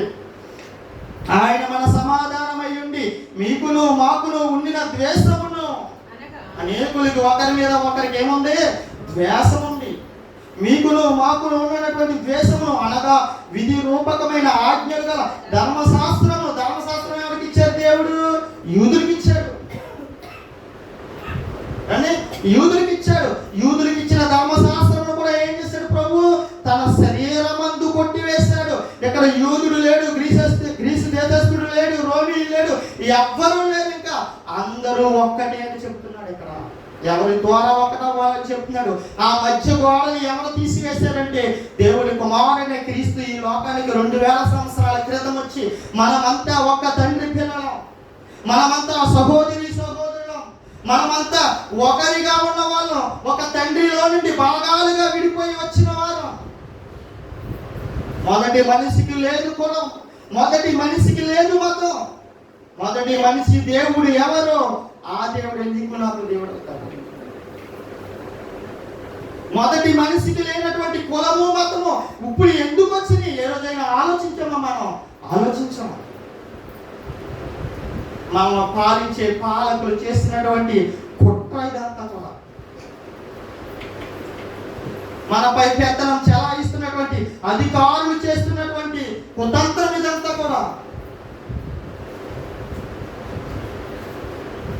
ఈ భూమి మీద ఉన్నటువంటి అధికారులకు, ఈ భూమి మీద ఉన్నటువంటి నాయకులకు నీ సొత్తును నీ పొత్తును మొత్తం ఏం చేసావు? ఓటు అనే హక్కు ద్వారా ఏం చేసావు? అధికారాన్ని ఇచ్చి బానిసత్వంలోకి వెళ్ళిపోయావు. బానిసత్వంలోకి వెళ్ళిపోయావు. ఆ ఓటు కూడా ఎలా వేస్తావు? నీ మతమా కాదా, నీ కులమా కాదా, నీ వర్గమా కాదా, మంచోడా కాదని చూడదు అంటే, అవునా కాదా? మన ఇంటి పేరోడా కాదా? మళ్ళీ నేను ఇక్కడ రాజకీయాలు మాట్లాడితే ఏదో ఒక రాజకీయ నాయకుడికి నేను సొత్తు కాదు. ఏ రాజకీయ నాయకుడైనా ఏం చేస్తున్నాడు? మనుషుల్ని విడదీసి పాలిస్తున్నాడని చెప్తున్నాను. వారి యొక్క దాస్యత్వంలోకి వెళ్ళకూడదు. మీకు మీరుగా జ్ఞానం తెచ్చుకుని ఏది మంచి ఏది చెడు అని ఆలోచించే జ్ఞానం రావాలి. కనీసం మెడతలకున్న జ్ఞానం ఉంటే మనం అంతా ఒక్కటనే జ్ఞానం రావాలి. అవి కలిసికట్టుగా ఉండి పనిచేస్తున్నాయి. మనం ఎందుకు కలిసికట్టుగా ఉండలేకపోతున్నాం? అవి పంక్తులు తీరి గుంపులు గుంపులుగా వస్తున్నాయి. మనం ఎందుకు రాలేకపోతున్నాం? ఆలోచించండి. ఇలా వేరుగా ఉన్నటువంటి భూమి మీద ఉన్న ప్రజలందరినీ కూడా ఒకే ఒక్క త్రాటి మీదకి నడిపించడానికి, ఒకే ఒక్క తండ్రి దగ్గరికి చేర్చడానికి తన కుమారుడైన క్రీస్తు 2000 సంవత్సరాల క్రితం ఈ భూమి మీదకి వచ్చి ఏవైతే అడ్డుగోడలుగా ఉన్నాయో, మతం అనే అడ్డుగోడ, కులం అనే అడ్డుగోడ ఏదైతే ఉందో, విధి రూపమైన ఆజ్ఞలు ఏవైతే ఉన్నాయో వాటన్నిటినీ తన 6 అడుగుల దేహం మీద ఏం చేసుకున్నాడో, శిలువ మరణంలో వాటన్నిటినీ పటాపంచలు చేసేసాడు. అంతే. అప్పటి నుండి ఏం లేదు, కులం లేదు, మతం లేదని చెప్తున్నాడు దేవుడు. అయినా విననల్లని ప్రజలుగా ఉండి ప్రజలు ఏమైపోయారు? నా కులమే గొప్ప, నా వర్గమే గొప్ప, నా మతమే గొప్ప, మనుషులు గొప్పవారు కాదనుకుంటుంది. ఒక్కసారి మనం అందరం ఆలోచిస్తే సైన్స్ ఏమని చెప్తుంది? ఈ భూమి మీద ఉన్న ప్రజలందరూ కూడా ఒక తల్లిలో నుండే వచ్చారు. మన తల్లిది ఏ మతం ఏ రోజైనా ఆలోచించావా? ఆ తల్లిది ఏ కులమైన ఏ రోజైనా ఆలోచించావా? ఆలోచించేంత జ్ఞానం లేదు మనకి. అంతకుముందు ఏమని చెప్పింది? మనిషి కోతు నుండి వచ్చాడని చెప్పింది. ఈ రోజుకి కూడా మన కోతు నుండి పుట్టామన్న మనుషులు కూడా ఉన్నారు. ఏ మాత్రము ఆధునిక ప్రపంచంలో ఉన్నా, ఏ మాత్రం సైన్స్ డెవలప్ అయింది, సైన్స్ అనేక సంగతులు వెలువరిస్తుంది, కనీసం వాటిని చదువుకోవాలి మనకున్న జ్ఞానంతో అన్న జ్ఞానం లేకుండా మనుషులు కొంతమంది ఏమో కోతి నుంచి వచ్చామన్నారు, కొంతమంది ఏమో ఆయా జంతువుల నుంచి వచ్చామని కొంతమంది చెబుతున్నారు. కానీ దేవుడు అంటున్నాడు, మీరందరూ కూడా సైన్స్ నిరూపించింది ఒక తల్లి అయినటువంటి అవ్వమ్మ గర్భంలో నుండే వచ్చే తిరిగి DNA టెస్టులు కూడా జరిగినాయి. సైన్స్ ద్వారా నిరూపింపబడింది. అయినా మనుషులు నమ్మలేకపోయిన స్థితిలో ఉన్నారు. ఈరోజు చెప్పండి, మిడతలకున్న జ్ఞానం లేకపోవడం వల్లే కదా మన బ్రతుకులు ఎలా ఉన్నాయి? కలిసికట్టుగా ఉండవలసినటువంటి కుటుంబాలు విడిపోతున్నాయి, కలిసికట్టుగా ఉండాల్సిన సంఘాలు విడిపోతున్నాయి, కలిసికట్టుగా ఉండవలసిన ప్రజలందరూ, స్నేహితులందరూ విడిపోవడానికి కారణం ఏంటంటే మనలో జ్ఞానాన్ని కోల్పోతున్నాం. దేవుని గురించిన పరిశుద్ధ దేవుని గురించిన జ్ఞానం పొందుకోలేక ఏదో ఒక మతం మత్తులో ఉంది. ఈరోజు క్రైస్తవులు కూడా ఏ మత్తులో ఉన్నారో? మతం అనే మత్తులోనే ఉన్నాడు. నేను యేసు ప్రభువుని నమ్ముకున్నాను కాబట్టి నాది క్రైస్తవ మతం అనుకుంటున్నాడు. కానీ పరలోకానికి మార్గం యేసు ప్రభు ఎక్కడ కూడా ఇది మతం అని చెప్పలేదు. ఆయన మతాన్ని చూపించడానికి ఈ లోకానికి రాలేదు. తన శిలువ మరణం పైన తన శరీరం అందు మతాన్ని కూడా కొట్టివేశాడు, కులాన్ని కూడా కొట్టివేశాడని ఆలోచన ఎవరికి లేదంటే క్రైస్తవ సమాజానికి కూడా లేదు. ఈరోజు నా సంఘం గొప్పది, నా సంఘం గొప్పది, నా కులానికో సంఘం వల్ల ఎక్కడ అంటే కాపుల సంఘం, పీతల సంఘం, ఎస్సీల సంఘం, ఎస్టీల సంఘం, సాగోల సంఘం, రాజుల సంఘం, ఇలా ఎవరైతే విడదీస్తున్నాడో దేవుని సమాజంలో ఉండి కూడా వారు బలమైనటువంటి తీర్పులోకి వెళ్ళిపోతారు. అన్ని జనులు కాదు వెళ్ళిపోయేది. ఎవరో నేను దేవుణ్ణి నమ్ముకున్నాను, ప్రభువుని నమ్ముకున్నానని చెప్పు కూడా పొలం పేరుతో సంఘాలను విడదీసి, పెత్తనాల పేరుతో మనుషులను విడదీస్తున్నటువంటి ఏ సంఘ సేవకుడైనా, ఏ సంఘ పెద్ద అయినా సరే మనుషులను ప్రేమించలేకపోతే, ప్రభు ఏదైతే నిన్ను వలె నీ పొరుగు వారిని ప్రేమించు, నిన్ను హింసించిన వారి కొరకు ప్రార్థన చేయి, మిమ్మల్ని మీరు ఒకరినొకరు సహించుకోనని చెప్పే బోధనను విడిచిపెట్టి ఈ లోకంలో బ్రతుకున్న మనము లోకాన్ని పెనవేసుకుని లోక సంబంధమైన కోరికలతో ఉంటే కనుక వాడు క్రైస్తవుడైనా సరే ప్రభు ఎవరిని విడిచిపెట్టడానికి క్రైస్తవుడే కాదు. మొట్టమొదటిగా మనందరం తెలుసుకోవాల్సింది, భూమి మీద ఉన్న మనుషులందరూ ఒకటే, భూమి మీద ఉన్న పిల్లలందరూ ఒక తండ్రి పిల్లలే. కొందరు దేవుని తెలిసిన వారు ఉన్నారు, కొందరు దేవుని తెలియని వారు ఉన్నారు, కొందరు దేవుడు తెలుసు అనుకునే అమాయకత్వంలో ఉన్నారు. ఒకరు ఎక్కువ ఒకరు తక్కువ కాదు ఇక్కడ ఈ భూమి మీద. ఎవరికి వారు వారి జ్ఞానంతో దేవుడు నీకు ఒక స్థానాన్ని ఇచ్చాడు, ఒక సమయాన్ని ఇచ్చాడు. ఈ సమయంలో ఏం చేయాలన్నాడు? ఆయనను తడబలాడి కనుక్కున్నావా, ఆయన లోకానికి వెళ్తా, ఆయన చిత్తాన్ని నువ్వు నెరవేర్చగలుగుతావు. నీలో ఏముండదు అప్పుడు.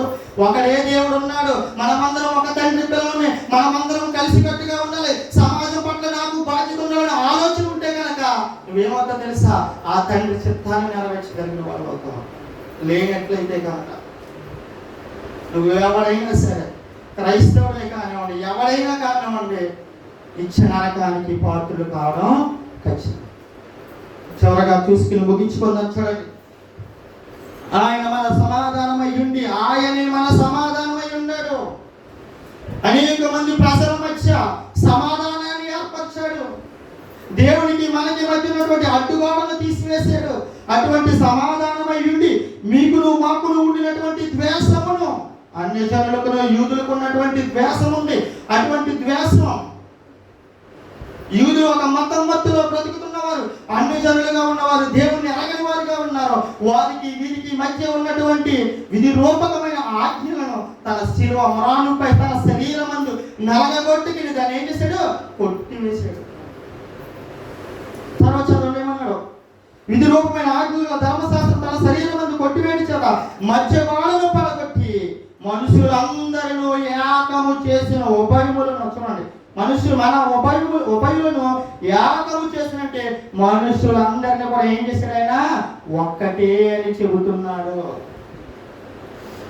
ఏమైపోయింది ఈరోజు క్రైస్తవ సమాజంలో ఇలాంటి బోధలు? ఏమైపోయి ఈ యొక్క సమాజంలో ఇలాంటి మాటలు ఏమైపోయినాయి? బరువైపోయినాయి. మనుషుల మధ్య ప్రేమను నింపాల్వలసినటువంటి ప్రజలు కానివ్వండి, అధికారులు కానివ్వండి, రాజులు కానివ్వండి, ద్వేషాన్ని నింపుతున్నారు. నువ్వు పరలోకమందున్న దేవునికి లోబడి బ్రతికినట్లయితే ఏది సత్యమో ఏది అసత్యమో గుర్తిరగలుగుతావు. మనుషులు చెప్పే మాటలు వినేవాడిగానే ఉంటే కనుక నువ్వు కూడా ఒకనాటికి ఏమైపోతావు?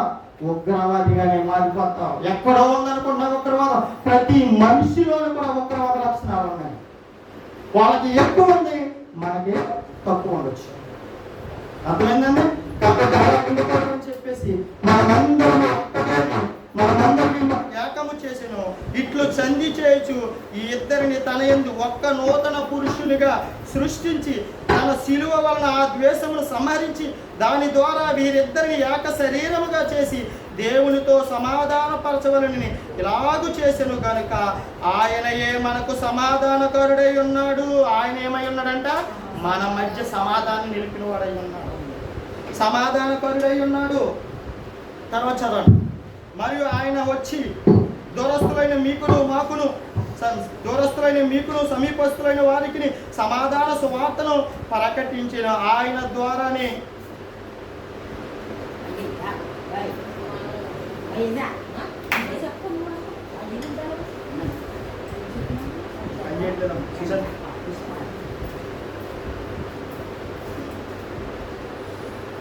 చూడండి ఏమన్నాడు? ఒక ఆత్మ యందు తండ్రి సన్నిధికి చేరగలిగి ఉన్నాము. మనం కనుక ఎలా ఉంటే మనమంతా ఒకటే, మనమంతా తండ్రి పిల్లలం. ఇక్కడ కులం మతం లేదు. దేవునిలో నుండి వచ్చినప్పుడు దేవుని కుమారులుగా ఈ భూమి మీదకి వచ్చాం. అదేవిధంగా ఆదాములోకి వచ్చాం. ఆదాములో నుండి ఆ అవ్వమ్మ ద్వారా అనేక గర్భాలు దాటుకుని ఈ భూమి మీదకి ఈరోజు మనమందరం వచ్చామని మనం నమ్మినట్లయితే కనుక, పరలోకమందున్న దేవునిలో నుండే మనం అందరం వచ్చామని మనం అందరం నమ్మినట్లయితే కనుక మనకేముండకూడదు? ఎటువంటి భేదము కూడా మనకి ఉండకూడదు. మనుషులంతా ఒక్కడని చెప్పి, కాబట్టి మనం ఏమన్నాడు? ఆ ఒక్క ఆత్మ యందు తండ్రి సన్నిధికి చేరగలిగి ఉన్నాం. ఎవరైతే మనుషులందరూ ఒక్కటే, మనమంతా ఒక తండ్రి పిల్లలమని అనే ఆలోచన కలిగి ఉండి ప్రేమ చూపించడానికి సంకల్పించుకుంటారో, నిజమైన దేవుడి యొక్క లక్షణాన్ని గుర్తెరుగుతారో, దేవుడి యొక్క తత్వాన్ని తనలోనికి తీసుకుంటారో, వాడు ఎక్కడికి వెళ్తారంట? పరలోకమందున్నటువంటి తండ్రి సన్నిధికి వెళ్తాడు. లేకపోతే ఎక్కడికి వెళ్తాడో? నిత్య నరకానికి చేరుకునేవారుగా ఉన్నారు. కాబట్టి ప్రియమైనటువంటి దేవుని వల్ల ఇప్పటి వరకు మనం చూసుకున్నటువంటి మాటలు కనుక మనం చూస్తే, ఆగూర్ అనే వ్యక్తి ఒక అధికారి తనకి పరిశుద్ధ దేవుని గురించినటువంటి జ్ఞానం లేదని ఆలోచించుకుంటూ తన యొక్క ఇద్దరు స్నేహితులతో సంభాషిస్తున్న సంభాషణలో మనకి ఏం కనబడుతుందంటే మనకు ఒక మిడతను చూపిస్తున్నారు. ఇదిగో మిడత కలిసి గట్టిగా ఉండేట్లుగా వాటికున్న జ్ఞానం ఈరోజు మనుషులకి ఎందుకు లేదు? వాటికి ఇచ్చింది జ్ఞానం, అంత జ్ఞానం ఎక్కడి నుంచి వచ్చింది? మనుషులుగా ఉన్న మనకెందుకు రాలేదని ఆ యొక్క స్నేహితులతో మాట్లాడుతున్నట్లుగా మనం చూస్తున్నాం. ప్రియమైన దేవుని వల్లారా, దేవుడు అంటున్నారు మనమంతా ఒక తండ్రి పిల్లలం. మీ మధ్య ఉన్నటువంటి విధి రూపకమైన ఆజ్ఞలు కానివ్వండి, మత విద్వేషాలు కానివ్వండి, కుల విద్వేషాలు కానివ్వండి, వర్గ విద్వేషాలు కానివ్వండి, తన కుమారుడైన క్రీస్తు 2000 సంవత్సరాల క్రితమే వచ్చి వాటన్నిటినీ ఏం చేశాడు? తన శిలువ మరణం పైన పడగొట్టాడు. ఉభయులను అంటే మతం అనే మత్తు లేకుండా అనేకులు ఏం చేశాడు? ఐక్యత చేశాడు, ఏకం చేశాడు, సమాధానపరిచాడు, అనేకమైనటువంటి నీతి బోధనలు చేశాడు. అంత మాత్రమే కాదు, భూమి మీద ఆయన జీవించిన 33 జీవిత కాలంలో మనుష్యులందరినీ కూడా ఒక్కటనే చూపించాడు. మనమంతా తండ్రి పిల్లలమనే చూపించాడు. ఆయన బోధ మాత్రమే కాదు, ఆయన జీవితం కూడా పరిశుద్ధంగా జీవించి అనేకులకు తండ్రి దగ్గరికి మార్గాన్ని చూపించినటువంటి మహోన్నతుడైనటువంటి దేవుని కుమారుని కనుక మనం తెలుసుకున్నట్లయితే కనుక వచ్చామని చెప్పుకుని మనం కూడా మతం మత్తులను కులం మత్తులను మనం ఉండకూడదు. మనమంతా ఒక్కటి తండ్రి పిల్లలం. ఇక్కడ ఎక్కువ తక్కువ ఏమీ లేదు. దేవుని తెలుసుకున్న మనము దేవుని ఎరగని వారి పట్ల ఏం చూపించాలి? ప్రేమ చూపించాలి. ఏం చూపించాలి? క్రియలు చూపించాలి. వాటిని చూపించేది దేవుని యొక్క గొప్పతనాన్ని పరిచయం చేయాలి తప్ప వారి యొక్క విశ్వాసాల గురించి కానివ్వండి, వారి యొక్క ఆచారాల గురించి కానివ్వండి మనం మాట్లాడి తీర్పు తీర్చడానికి దేవుడు అవకాశం ఇవ్వాలి. ఈ భూమి మీద ఎవరి విశ్వాసం వరకు ఉంటుంది. నీకు అవకాశం ఉంటే ప్రేమతో క్రియలతో దేవుని గొప్పతనాన్ని చూపించాలే కానీ బోధ చేసి నువ్వు చేసేది తప్పు, నువ్వు చేసేది రైటు అని చెప్పడానికి, అన్ని జనులకు తీర్పు తీర్చడానికి దేవుడు మనకే అవకాశం ఇవ్వలేదు. మనం చేయవలసిందల్లా ఒకటే, మనమంతా తండ్రి పిల్లలమని సమాజానికి తెలియచేయాలి, ప్రేమ చూపించాలి, సత్కార్యాలు చేయాలి. అలా కనుక మనం ఉన్నట్లయితే ఆ తండ్రి సన్నిధికి మనం అందరము వెళ్తాం. కాబట్టి ఈరోజు క్రైస్తవ సమాజంలో కూడా ఐక్యత కరువైంది. కాబట్టి ప్రతి సంఘంలో కూడా ఏముండాలి? ఐక్యత ఉండాలి, కలిసికట్టుగా ఉండాలి. అలా ఉన్నట్లయితే మనం ఏం చేయగలమో తెలుసా? అపవాదిని ఓడించగలం. మనం పోరాడేది మనుషులతో కాదు, ప్రధానులతో కాదు, అధికారులతో కాదు. మనం పోరాడుతున్నది ఎవరిని? అంధకార సంబంధమైనటువంటి అధికారితో మనం పోరాడుతున్నాం. ఈ భూమి మీద ఉన్న మనుషులతో కాదు. వారు మన సహోదరులు, వారు మన స్నేహితులు, వారు మన అన్నదమ్ములు, అక్క చెల్లెలు. మనం వాళ్ళని ప్రేమించాలి, హేళన చేయకూడదు, తగ్గించి మాట్లాడకూడదు. దేవుని గొప్పతనం, దేవుని ప్రేమ ఈ సమాజానికి తెలియజేయాలంటే మన పిల్లలను సమాజం కొరకు ఏం చేయాలి? పెంచేవారిగా. సమాజం పట్ల మనకున్న బాధ్యత ఏంటో చూపించాలి. సమాజం ఎటు వెళుతుందో మనము అటే వెళ్ళాలనే ఆలోచనలో ఉంటే కనుక మనము మోసపోతాం, మన కుటుంబాలు మోసపోతాయి, సంఘం మోసపోతుంది, సమాజం కూడా సర్వనాశనంలోకి వెళ్ళిపోతుంది. కాబట్టి మనమందరం అలా ఉండకూడదు. ప్రేమ కలిగి జీవించేవారిగా మనమంతా ఒక్క తండ్రి పిల్లలుగా ఉండాలని ప్రభువు యేసుక్రీస్తు పేరిట ఇంతటి మాటలు ముగిస్తూ ప్రార్థన చేసుకున్నాం. మహాపరిశుద్ధుడ, మహాగరుడ, మహోన్నతుడైన మా కన్న తండ్రి, మీ పరిశుద్ధమైన, మీ ఉన్నతమైన శ్రేష్టమైన నామానికి స్తుతులు స్తోత్రాలు చెల్లించుకుంటున్నాం. వరకు ఐక్యతల గురించి మీరు మాతో మాట్లాడినటువంటి మాటలను బట్టి మీకు స్తుతులు స్తోత్రాలు చెల్లించుకుంటున్నాం. నిజమే తండ్రి, కనీసం మిడతలకున్న జ్ఞానం మనుషులమైన మాకు లేకపోవడం చూస్తుంటే తండ్రి చాలా సిగ్గుగా ఉంది తండ్రి. నాయన ఈ భక్తుడి ఆగురు మాటలు ఇదిగో తనే కాదు తండ్రి పశుప్రాయులని చెప్పుకుంటాం. మేము కూడా పశుప్రాయులుగానే ఉండిపోయి తండ్రి నాయన నీ గొప్పతనాన్ని, నీ ప్రేమను తెలుసుకోకుండా తండ్రి నాయన మేము ఒకరినొకరు ద్వేషించుకుని తండ్రి నాయన కలిసికట్టుగా ఉండవలసిన మేము, ప్రేమ చూపించవలసిన మేము ద్వేషం నింపుకుని తండ్రి ఒకరు ద్వేషం పూరితులుగా మీకు పోతున్నాము తండ్రి. మమ్మల్ని క్షమించండి తండ్రి. ఇక నుంచి అయినా తండ్రి మేమందరం ఒక్క తండ్రి పిల్లలమని, మేమందరం ఒక్క తండ్రి కుమారుమని కుమార్తెమని గుర్తెరిగి తండ్రి ఒకరి ఎడల ఒకరు ప్రేమ కలిగి నడుచుకోవడానికి కృప చూపించండి, బలపరచండి, ఆత్మ సహాయాన్ని దయచేయండి తండ్రి.